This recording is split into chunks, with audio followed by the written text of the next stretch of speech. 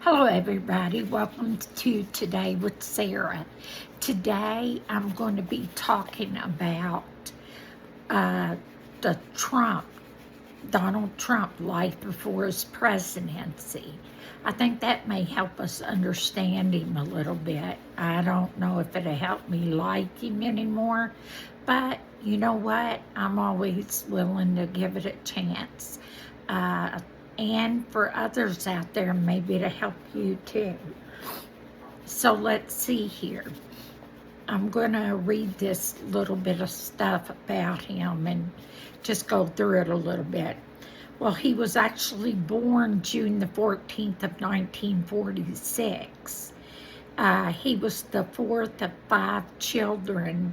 His mother, Mary Ann McLeod Trump, and her husband, Frederick Christ Trump. Interesting. His middle name was Christ Trump.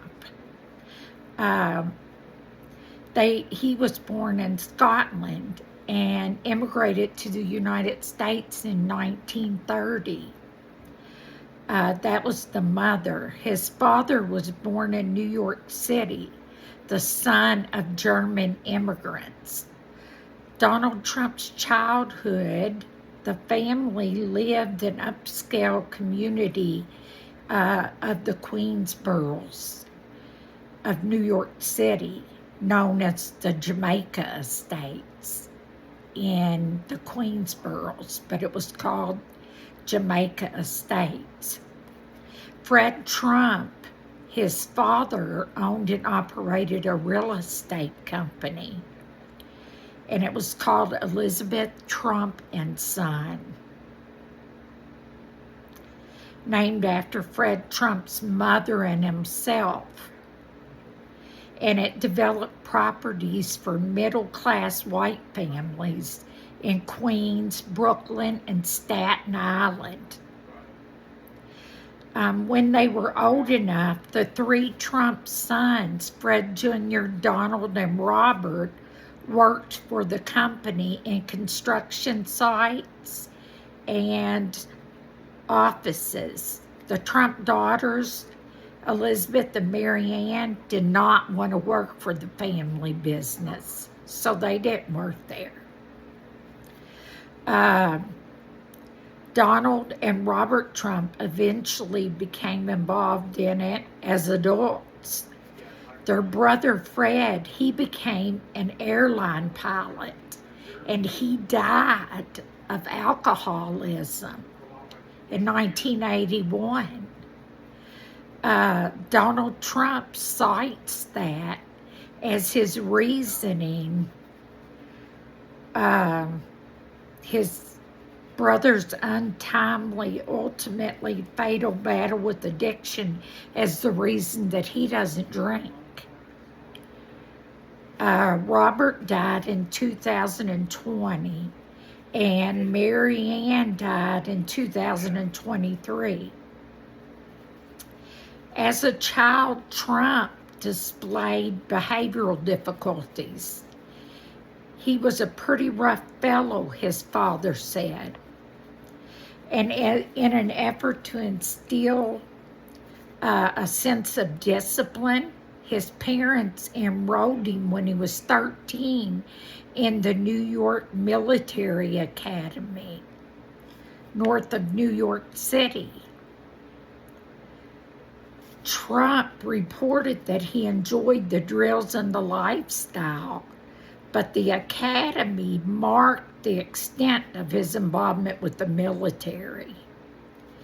He enrolled in Fordham University in New York City, and then he transferred to the University of Pennsylvania, where he earned a bachelor's degree in economics through Penn's Wharton School of Finance and Commerce in 1968.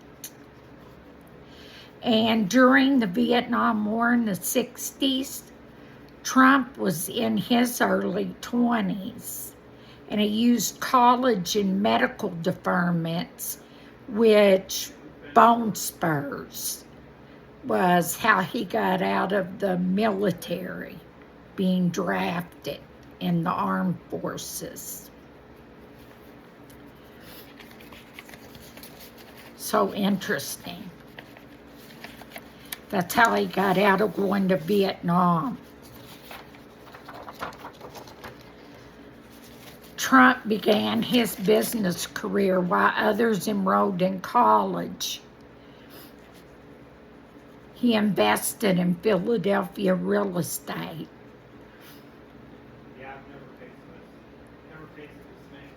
Public criticism and scandal marked his early career. In 1973, the U.S. Justice Department accused the Trump Company of discriminating against African American would-be renters. Although the company did not admit any wrongdoing, it settled the matter by agreeing to rent to more black tenants. In the 70s, he helped expand the business, buying properties outside of New York City in locations such as Virginia, Ohio, Nevada, and California.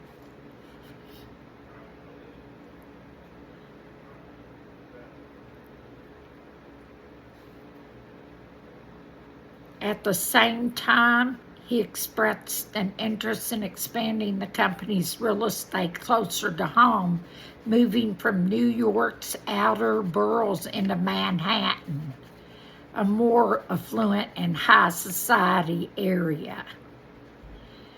By the mid-70s, the now renamed Trump Organization had rebranched into Manhattan skyscrapers.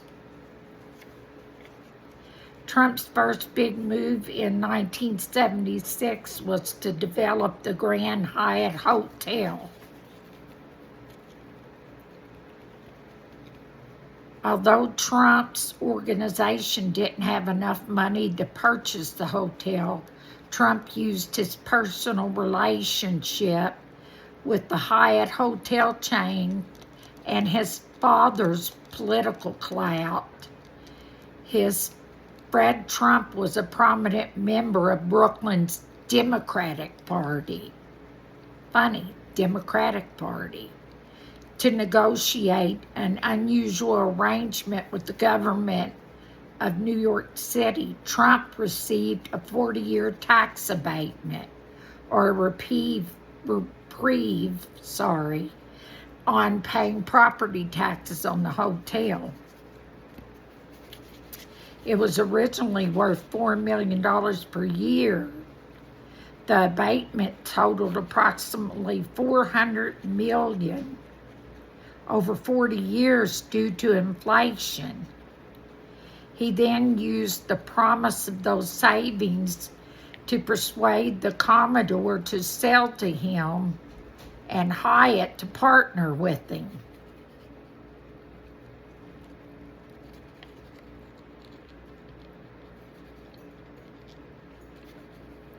In the 80s, Donald Trump established a reputation as a major real estate developer.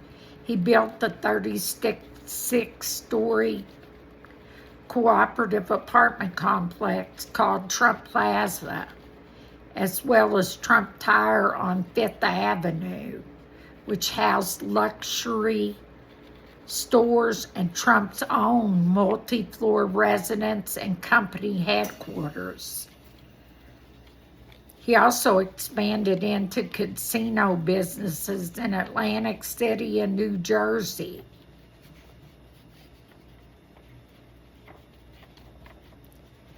Despite these major business operations, his organizations faced severe financial challenges. He had to borrow significant amounts of money to fund the hotels and casinos. The situation grew so severe in 1990 that Fred Trump, in his 80s, purchased more than $3 million in casino chips at Trump Castle so that the casino could make an interest payment. That purchase was later judged to be an illegal loan, and New Jersey assessed a fine of $65,000. Two Trump-owned companies filed for bankruptcy. In the years that followed, Trump used bankruptcy protection to reconfigure the debts of many of his companies. As he explained looking back in 2011, I used the laws of this country to pay debt.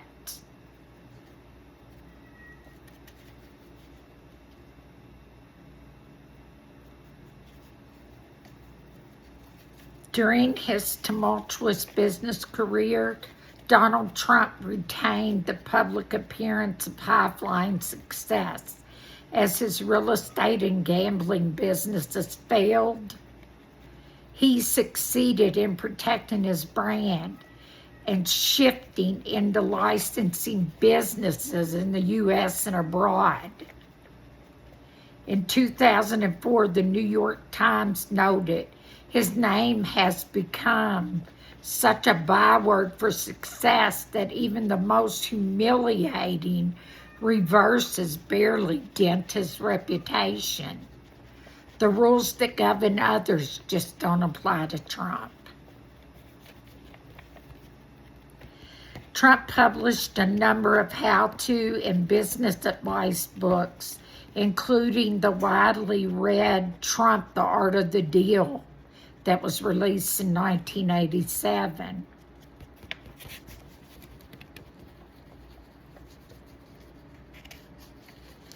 Trump's expansion in the entertainment industry peaked with his role on the hit reality television show The Apprentice, which ran on NBC from 2004 to 2015. I did watch that show. Trump played himself on the program, which pitted would-be business leaders against each other in a series of challenges. Trump judged their efforts and whittled down the contestant pool each week, telling one losing contender, "You're fired." The show and its companion program, Celebrity Apprentice, were widely watched. And I admit it, I watched both of those shows. I really liked them. They helped Trump reach national audiences and confirmed to many viewers Trump's image as a successful and charismatic business person who was a straight talker, telling people the hard-to-hear truths.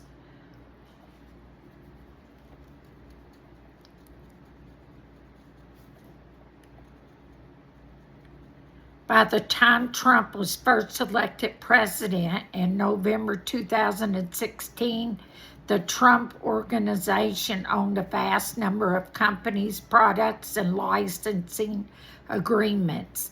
These holdings included at least a dozen golf resorts in the U.S. and 5 in other countries.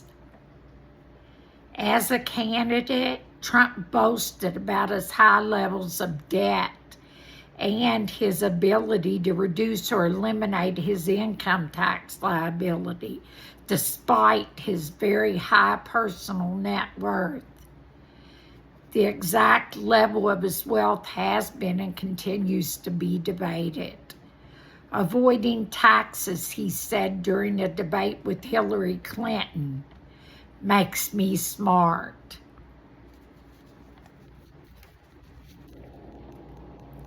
After his election in 2016, he settled several high-profile cases.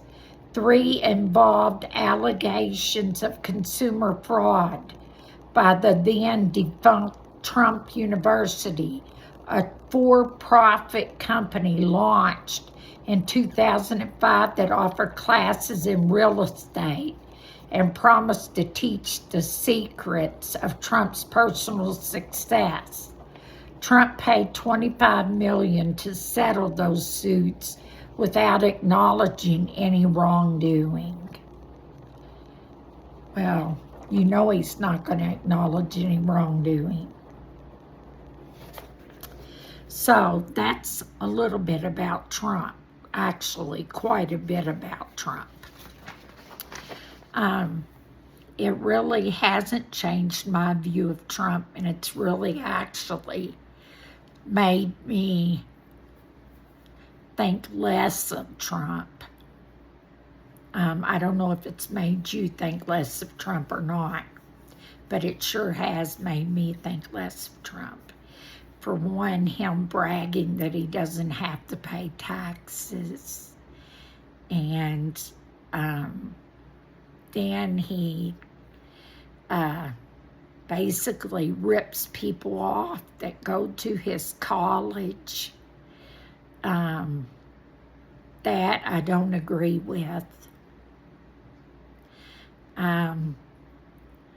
I do think that Donald Trump could be bipolar.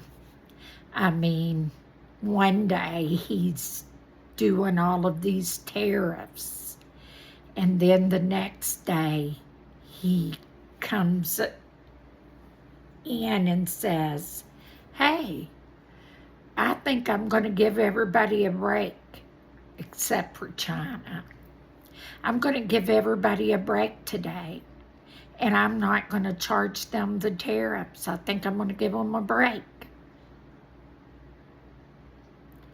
He just seems all over the place all of the time.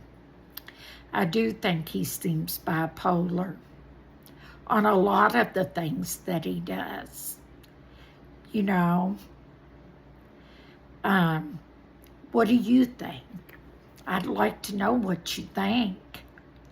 I'd like it if you leave me some comments and let me know. Also, leave me some comments about what you would like me to talk about. You know, I'd like to know. And please subscribe. Hit the subscribe button. Tell me what you think.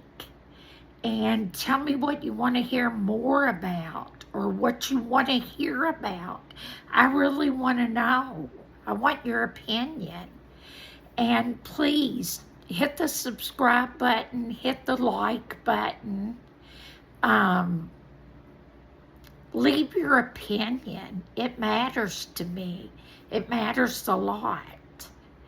And please share my page. I would greatly appreciate it if you share my page. Tomorrow I'm probably going to share a recipe for some pimento cheese too, that I'm going to make homemade pimento cheese. And I'm going to be talking about some other stuff. But come on, leave me some suggestions.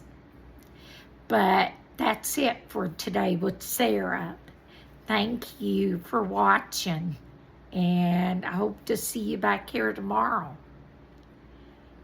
Bye-bye.